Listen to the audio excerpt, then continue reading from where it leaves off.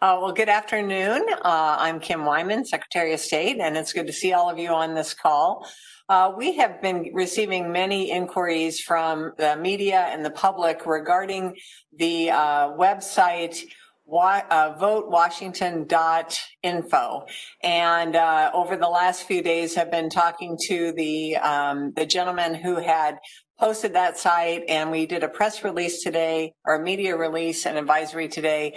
And because the interest was so great, we thought it would just be easier and more direct to do a media availability. So thank you for being on today. As Kylie said, I'm going to make some just basic remarks and then open up the floor to questions. So last week on Thursday, we started receiving calls and just questions from people here in Washington, constituents who were really trying to figure out why their information was being shared about their voting history and whether their ballots were being rejected or accepted by county officials for ballot return on their mail-in ballots. And this was very busy in our office, and county auditors across the state were experiencing the same questions. So we started to look at the site, and we couldn't find out a lot of information about it, and we're concerned that some of the information contained on it wasn't up to date and might be a source of misinformation. And this year, as I think everyone is hopefully very aware, we're working with our federal partners at the Department of Homeland Security to try to share trusted information with the public, because there is so much potential for misinformation going out across the internet and on social media.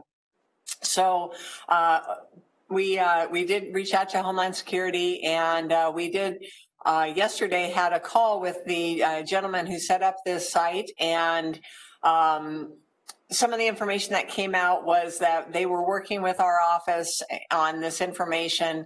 And I just wanted to clarify that they were not working with our office. They did get public information, publicly available information that is in the form of our matchbacks, what we call matchbacks. And this is a list of voters who have returned ballots, and campaigns typically use this data to be able to match to their own list to figure out if their voters have returned a ballot or not. And what they shared, what the site's owners shared with us was just making an attestation that they were not going to use this information for any kind of commercial use, and that's what we have on file. So this publicly available information is really listing the reasons why people that have returned a ballot might have their ballot in some sort of hold pattern because they're missing a signature, or they forgot to sign it, their signature doesn't match the one on file. And the status of their ballot is really connected to coding that our counties use to be able to process ballots. And when a signature can't be matched, for example, they can put a challenged status on that ballot. What appears on VoteWA on the front end is a code that says reject. And all that's doing is flagging to the county that that ballot can't be counted until the signature is corrected or cured, and then those challenge codes are connected to it. And really, during the period from the time we received that ballot until the day before the final certification of the election, county officials reach out to those voters with either a letter or a phone call or an email, depending on what information they have for that voter, to let them know that their ballot has been challenged and that they can return an oath that's signed that says that that was their ballot and it was the valid ballot. When that happens, the county can then accept the ballot and include it in the processing. So we just want to really convey that the official site for voters to get information about the status of their ballot is VoteWA.gov. This is a real-time site that is giving information that is close to live time, and it's the trusted source that we're really trying to drive voters to. And this is a statewide near lifetime connection that all 39 counties are using to verify the return ballots and to keep track of ballots that have been challenged or put into this holding queue. So With that, I think I've hit all of the main points that I have. I'm going to turn it over to Kylie to field the calls and or questions that you might have.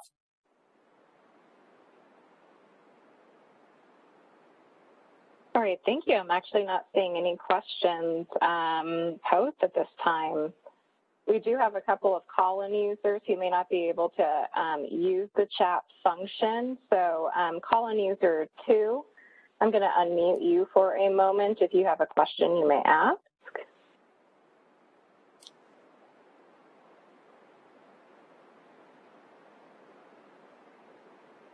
All right. All right, I am seeing a question now from Joe O'Sullivan. Joe from the Seattle Times, I'm going to unmute you. Joe, Madam Secretary, I'm sorry I'm making you repeat yourself here. I hopped on just a minute late. Can you restate who it was that was putting the website together and your conversation of that about that? I believe your news release mentioned that. Sorry. That's a great question, Joe. And I realized when I turned off my calendar so it wouldn't beep during this call, I actually closed all the windows that had all of that information. So I'm hoping that my comms director or someone on my staff that's on this call could give you the names. I apologize. I had that up and I closed it, and I didn't want to be fumbling with my my laptop or my keyboard when I was talking to reporters. So does anyone from, and if there aren't, we'll get that in the next couple of minutes. I just don't want to say their names wrong. We had a video chat with them and some representatives from the Department of Homeland Security yesterday, and I met the two gentlemen that created the site for the first time yesterday, and I don't want to get their names wrong. We'll come back to that. How's that? We'll park that question and we'll come back to that. All right, next we'll hear from Jeff Kojala of Como. Jeff, you're unmuted. Yeah, as a follow-up to that, with your discussions with the people that created the site, what was their motivation? I'm looking at it right now, and they're trying to make it look as official as possible. Are they trying to? Did you get the sense that they were trying to put out realistic information, or are they trying to sway the election in some way? You know, we were concerned when we first saw the site because the look and feel looks very similar to our site. But when we talked to the two hosts of that site, I really had the feeling that they were trying to help voters be aware that their ballot had been challenged and putting that information in a single spot that was easily searchable and, you know, that would, I think, similar to what campaigns do, where they kind of make your neighbors aware of whether or not you voted or whatever. And I think they were just trying to share information along those lines related to challenge ballots. I don't want to speak for them, but the sense that I got from that phone call was that they were really just trying to share information and make it easy for people to find. What we received, and this is really why we took this so seriously and why we had the response that we did, is that the public was very alarmed. The phone calls that we were receiving here in the Secretary of State's office were very much, why is my personal information being shared online? Who is this site? Why did you put this up there? Why are you telling my neighbors how I voted and when I voted? And those kinds of questions and that sort of alarm was happening across the state. We were hearing from county auditors and election officials across Washington that this got a very visceral, quick reaction. And like I said, that was really what made us want to do a little bit more research and find out who was behind the site. And as a quick follow-up, I'm looking at some of the data from this website. It says it was registered 2 years ago on October 11th of 2018. Did you see anything like this during the midterms 2 years ago, or did it first pop up here? The first time I was made aware of this site was on Thursday of last week when it was reported to us. Thank you.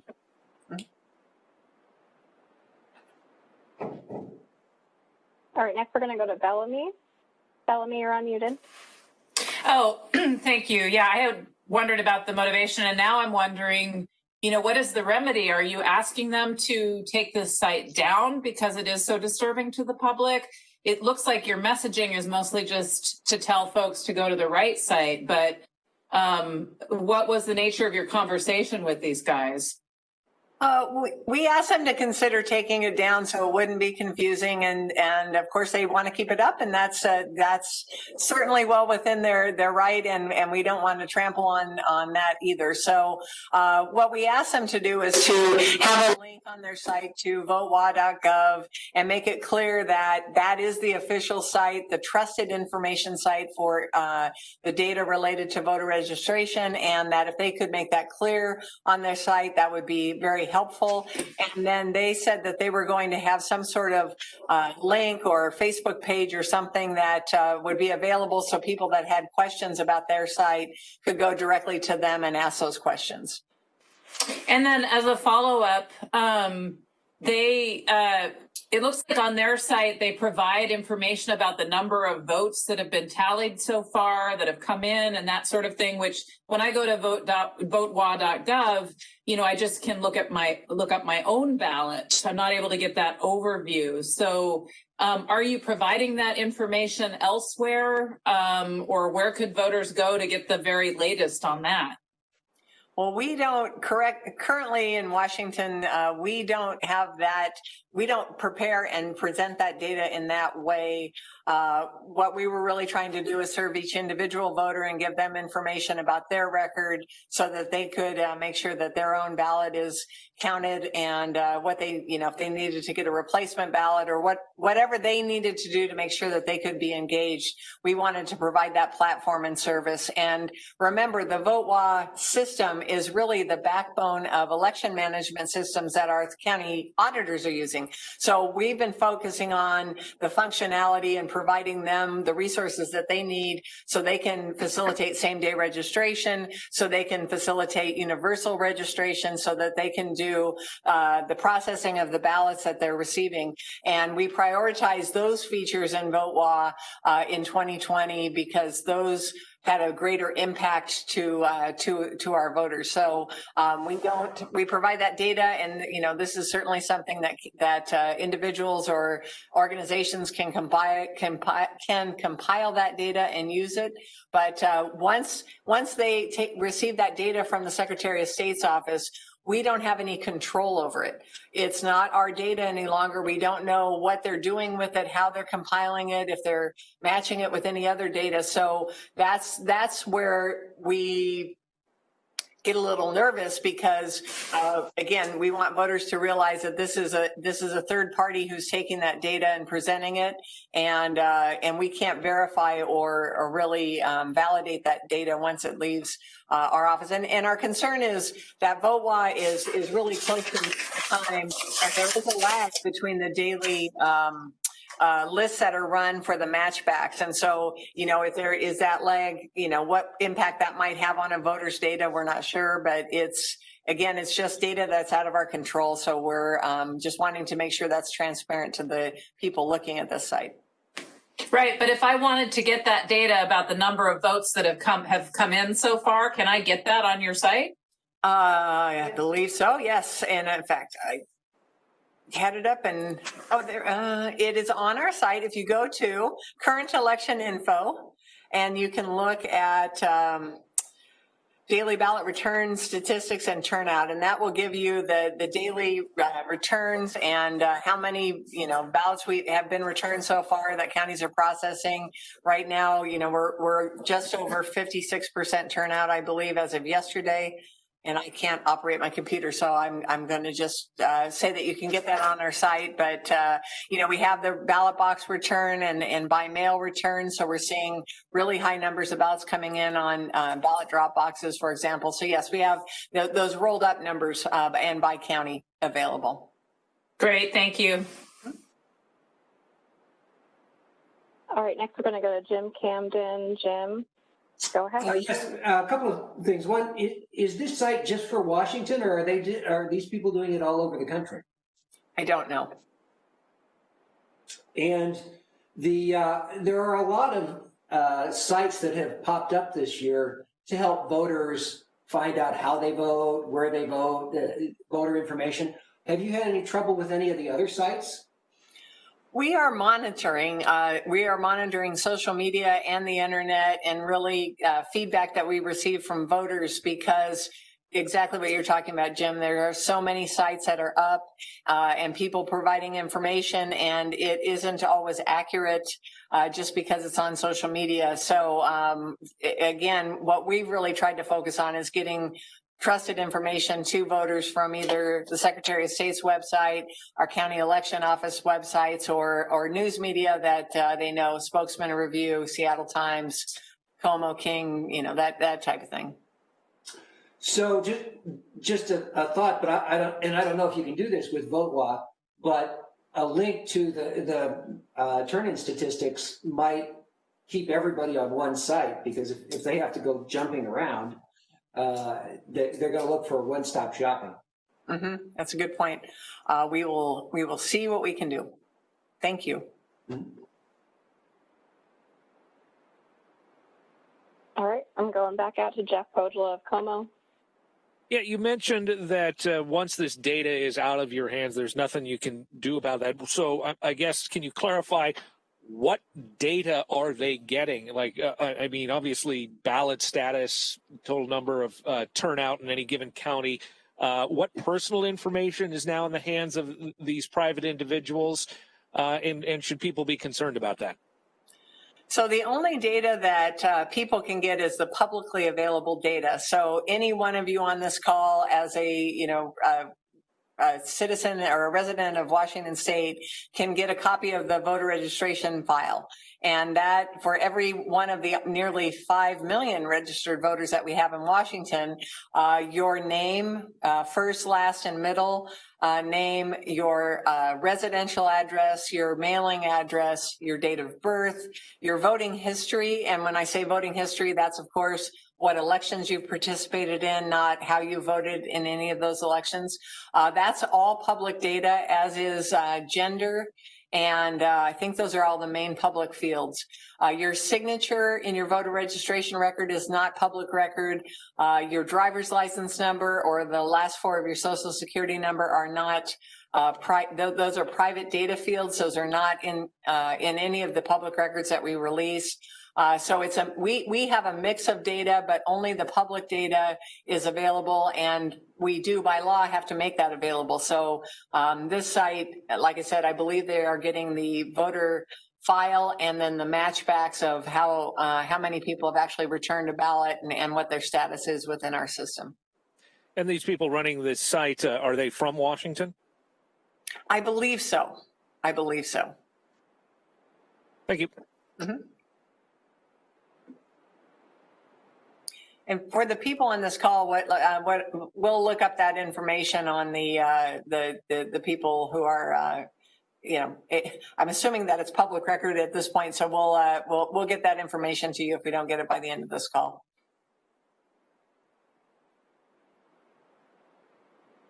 All right, I am actually not seeing any other questions. Joe Sullivan has one more. Oh, Joe does. Hold on, Joe. All right, Joe, go ahead. Thanks. Just since we have you here, can you give us a little update on, is there anything new security-wise on your radar screen? Have you gotten any more recent briefings from DHS and FBI on possible foreign interference or anything else? Well, realize that part of our plan all along, going back, probably 4 years ago now, has been that we would be in regular contact with our federal partners and the Washington National Guard, the CISA part of DHS, the FBI, all of those federal partners we've been working with, we would be in regular contact with them by design. So we've been having regular briefings with our state partners, the governor's office, and emergency management, and the EOC and DES, and all of those partners, just kind of communicating on a daily basis. We're communicating with our county auditors and the USPS and our federal partners. We're getting pretty regular briefings now, and that's just regular course of business. We are seeing, of course, more activity on the internet and social media. So there's an uptick in activity, I think, just across the board. Not anything that's targeted specifically to us any more than it normally is, because we're constantly, like, quite frankly, every one of us online is a target. But in terms of elections, we're not, don't have any briefings that I can share with you that, and I say that, right now this is all what we were anticipating, what we were ramping up for. We're gearing up for election day, and many of our federal support agencies are starting to run 24/7 just to make sure that they're ready in case something does happen.